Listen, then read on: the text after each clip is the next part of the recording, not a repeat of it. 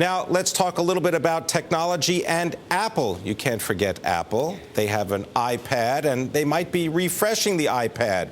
Indeed, it's widely expected to unveil its next generation this week, and that could be good news for developers, but not such a great news for iPad competitors. Here to tell us more, our guest, Richard Doherty, is the co-founder and the director of Envisioneering Group, a technology assessment and market research firm. They buy lots of iPads. Richard also has a wide range of experience in technology, from inventor to writer. And we've got a writer with us, too. Roben Farzad of Bloomberg Businessweek, a consumer of technology. Good to both have you with us. Richard, let's begin with you. What are we expecting to hear from Apple this week? Oh, I think we're going to see that the iPad economy gets extended, not just the iPad product line. The present iPad is great value. A lot of competitors have come up, as you just mentioned, but I think we're going to see a new iPad that lasts a little longer, weighs a little less, gives you a camera, and makes people smile. All right, so you've got a camera, so you'll be able to watch who you're talking to, and they'll be able to watch you, supposedly. If you want to. All right, if you want to, good point. And it'll be less expensive, lighter, and a better battery life. Yes. Roben Farzad, is that going to get you to buy one? It is. In fact, I'm going to buy one for my parents so they can Skype with us and see their grandchild. And I've actually been holding off until the iPad 2 comes out. Like a lot of other consumers have, and the blogosphere has been abuzz about the front-facing camera.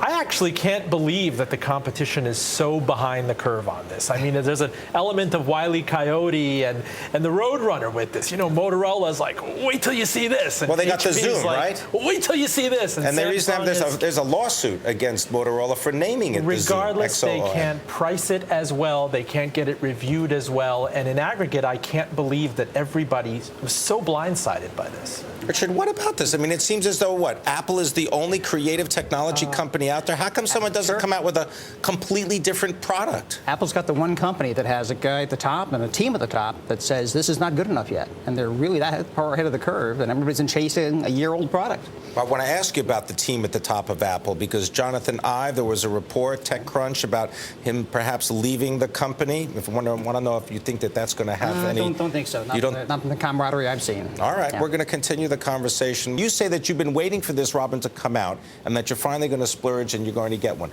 You said that you were surprised that there is not more competition out there. It's half-baked. I mean, the reviews that you see that come out for these devices seem to say that this would have been relevant a year ago. So they are so behind the curve at the matrix of price and style and design, they can't seem to get it right. Some are actually overpricing the iPad. And so you have a net result is the majority of people that are in the market of this, it's like, why should I settle for second best? I'll just wait and pay, and I have the support of the App Store, and everybody else is kind of innovating into this vacuum of Apple. And that's the amazing, almost business school case study and the kind of disruptive element of this. Well, Richard, yeah, this is what I thought was so fascinating. Was I thought technology was always supposed to be first mover advantage, right? I mean, that was part of the mantra. Right. You got the first mover advantage, you got the App Store, you got the price, now you've got a marketplace.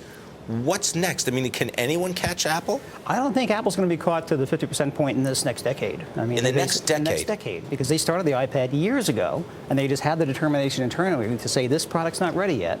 And the competition is, you said half-baked, I'd say it's stale. It's stale on the shelf. But the ability to say no internally, I imagine, you know, here, Mr. Jobs, check it out. And he's like, nope, take it back.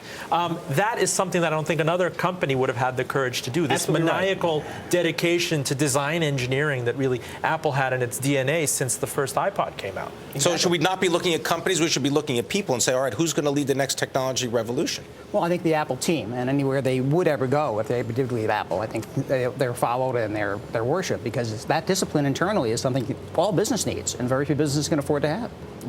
Are there any competitors? I mean, you got the Galaxy from Samsung, right? And Microsoft is trying to make a push. They've got Nokia now on their side. Samsung and HP have good chances to do a better refresh of the Galaxy, which is a 4-month-old product at this point, 6 months since it was seen.